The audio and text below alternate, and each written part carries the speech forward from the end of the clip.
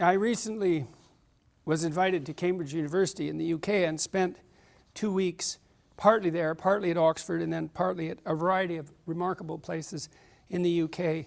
And then I came back to North America, and I was asked by a newspaper to contribute an article that was in some manner related to my visit, and so I wrote it, and the newspaper wanted to edit it a lot, and so I found another newspaper that would accept it the way I wrote it, and because I wanted to say what I had to say about it. And I'm going to read it to you because, well, that way you can listen to it and maybe you'll find that useful. It's very unstylish, let's say. Why I Love Great Britain. Of all the twists and turns that my life has taken over the last few years, one of the most truly upsetting and surreal was learning that I had been peremptorily disinvited from one of the UK's great universities. In 2018, when I last traveled to the UK, I met with several Cambridge professors and began to discuss the possibility of arranging a seminar there, focusing on some key biblical texts. A formal offer of a visiting fellowship was proffered to me in February of 2019, facilitated by Dr. Douglas Headley, professor of the philosophy of religion at Clare College, and arranged through the necessary actions on the part of Cambridge and the University of Toronto. In the fall of 2016, I had rented a 500-seat theatre, on a whim, you might say, in Toronto, Canada, and delivered 15 90-minute public lectures every week, a different lecture, entitled The Psychological Significance of the Biblical Stories. Surprisingly, all 15 lectures attracted a sold-out house. Furthermore, the majority of the audience consisted of young men, a notoriously difficult audience to attract to such things. The initial lecture, Introduction to the Idea of God, focused on the first 2 sentences of the book of Genesis. Those who came to watch and listen walked their way with me through the remainder of that great book during the remaining 14. By the close of 2018, when initial arrangements were being made re my fellowship, some 4 million people had watched the first lecture on YouTube, with a multitude more listening on my podcast. The series has now been viewed or watched 40 million times. It has, in addition, attracted widespread positive response from Christian Catholics, Protestants, and Orthodox believers alike. Even widespread positive critical response, as well as large swaths of the Orthodox Jewish and Islamic faithful. In a further unexpected twist, the lectures have also proved popular with those who regard themselves as explicitly atheistic. I recount this only to explain why the initial invitation from Cambridge was proffered. It has proved increasingly difficult for those concerned about our traditional and religious heritage to propagate their message, their ideas, to the modern community, and the success of my strange venture generated some great curiosity. After the success of the Genesis venture, I had the ambition to continue my investigations and discussion with the book of Exodus. Knowing that I am an amateur in such matters, being possessed of no training in formal theology, I thought it would be prudent to test my knowledge and understanding in a setting that would challenge what I was assuming and potentially rectify my profound remaining ignorance. I therefore set out with my would-be Cambridge hosts to hear the opinions of those who had made the study of divinity their central calling before I presumed to re-engage upon my lecture series. It was a great honor for me, and I say this most truly, to be offered this opportunity as a psychologist and an academic interloper. My invitation raised some hackles behind the scenes, however, based on what I would call a willfully blind misinterpretation of my putative political views. In consequence, the invitation was unceremoniously rescinded on an excuse which I later learned had been manufactured after the fact. This happened conveniently, as well as treacherously, when Dr. Headley, my sponsor, was absent conducting his affairs in India. I discovered that I had been cancelled not as a formal notification, but accidentally on Twitter. To say the least, this was a shock. Earlier this year, however, I received an invitation to return. In the aftermath of my cancelling and other two similar incidents, an intense battle had been waged to make the sort of gratuitous forbidding that had been applied to me impossible. A group of Cambridge dons arose to challenge and reword a set of revisions to the university policy on free speech that would have, ironically, if that word is strong enough, made future similar cancellations both easier and more likely. Then they attempted to find 25 people who would affix their names to a petition that forced a full, anonymous, and binding vote on the matter. This specific effort took months. People were afraid to sign, afraid that making their support for such a change public would expose them to sanctions similar in consequence to those that befell me, afraid that they would be mobbed and cancelled. But enough people eventually did so, and the matter was duly brought forward to Regent House, Cambridge's ultimate governing body. And when the vote was called, an unusually large proportion of those eligible to cast their ballots turned out to make their opinions known. Almost 9 out of 10 of the 1,500 or so who voted did so in a manner that made such cancellations impossible in the future. A larger margin of victory than any of the academics I spoke with about such issues of governance could recall. Obviously, something was transpiring of far broader significance than the mere revoking of my individual fellowship offer. And so, to the first of many reasons why I love Great Britain. Cambridge, like Oxford, from which it is descended, much as it dislikes to admit it, has a highly decentralized college structure. Both great institutions are more a loose collection of autonomous colleges, each with their own history, tradition, architecture, peculiarities of self-government, and educational aims.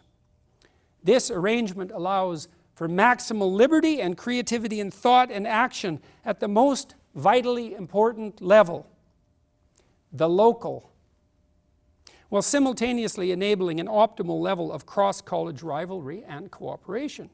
Furthermore, and most significantly, this free and loose organizational structure makes bureaucratic capture of the entire institutions extremely difficult. This, in turn, makes the rectification of mistakes, which will inevitably be made, possible and even likely.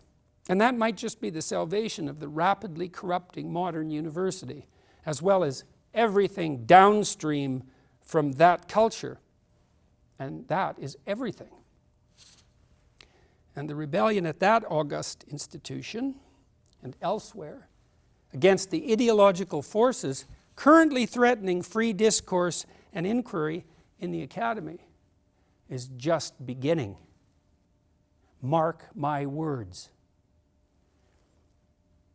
My wife and I returned to Cambridge on November 17th. I attended a number of seminars there, delivered 2 public lectures, as I did a week later at Oxford, where I'd also been invited to meet and speak and teach.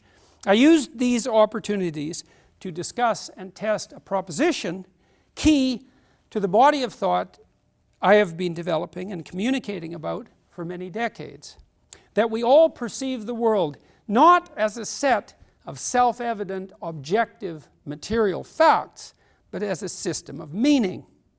And that we do so by applying a framework which, when described, is a narrative, a story. I proposed further that this fact has profound, even revolutionary implications for how we understand science and technology and for how we conceptualize ourselves existentially. in the world. These ideas were markedly well received.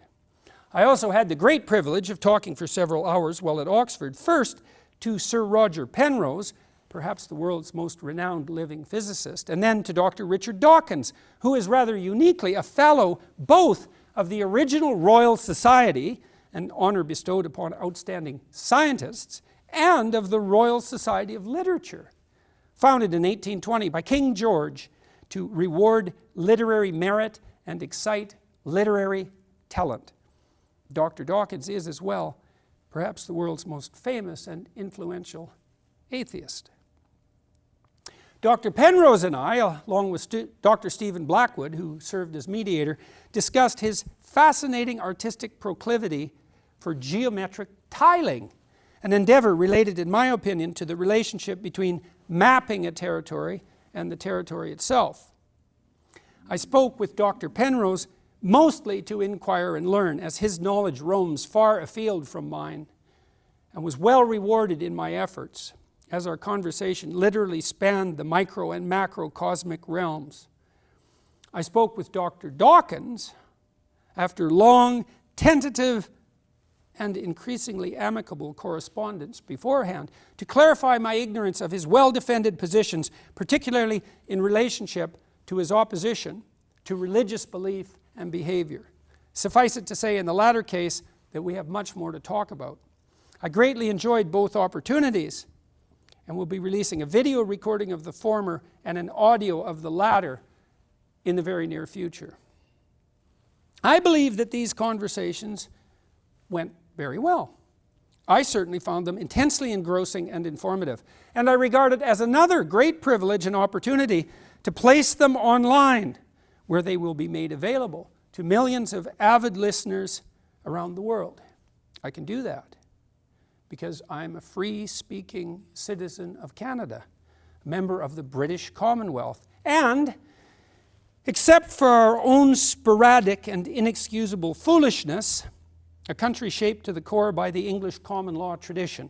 Furthermore, I can make those discussions and all my talks and seminars at Oxbridge available on YouTube, the technologically revolutionary platform invented by Americans, who were, even at the time of the revolution and are still now in some real sense, sovereign British citizens, insisting on their due and intrinsic rights. And what would the world be without the recognition of those rights? A stifling web of intrigue, a system of archaic dynasties, a tribal mess of clans steeped in nepotism, warring with one another for access to the short-term exigencies of power.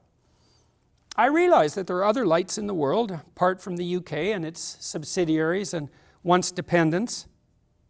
Although I would argue that even the European countries that profess respect for freedom of speech and thought, in reality, fealty to the divine word, both secular and inescapably religious, have done so in no small part because of the influence of that great land.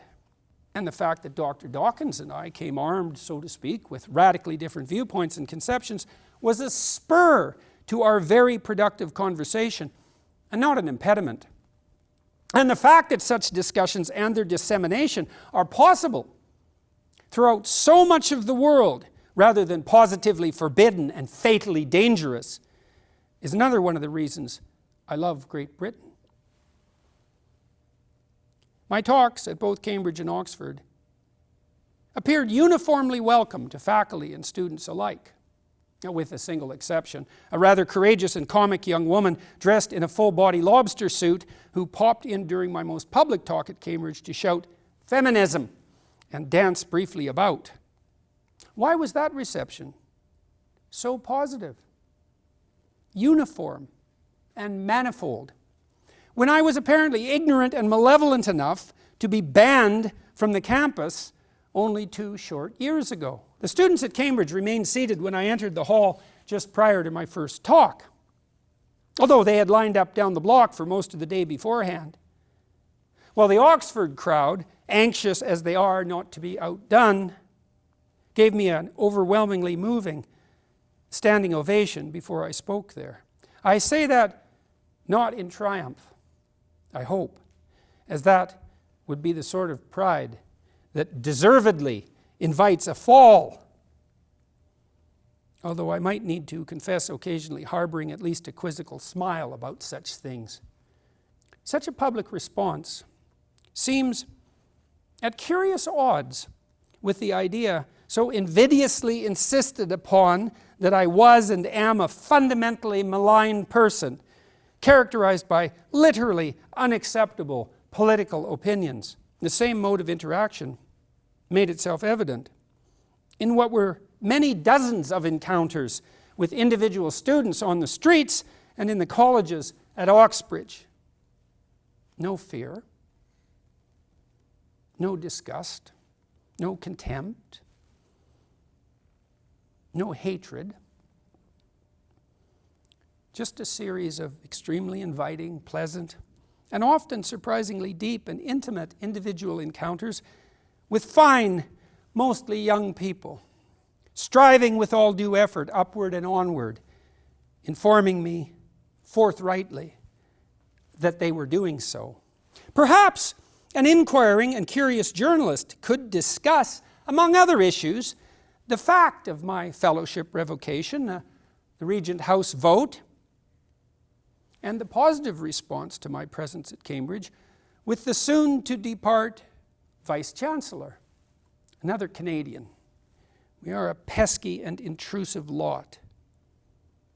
Professor Stephen Toop, whose precipitous retirement from the glorious UK academic and cultural scene was somewhat synchronistically timed given the aforementioned vote and my subsequent re-invitation. Or perhaps it could be discussed, all of it, with a tiny number of individuals still meddling madly and unrepentantly behind the scenes who orchestrated the whole false thing in the beginning, and the fact that a journalist could inquire about such things is yet another reason why I love Great Britain, with its profound commitment to the idea that the curious have the right to interrogate and investigate those who have been granted authority or usurped power.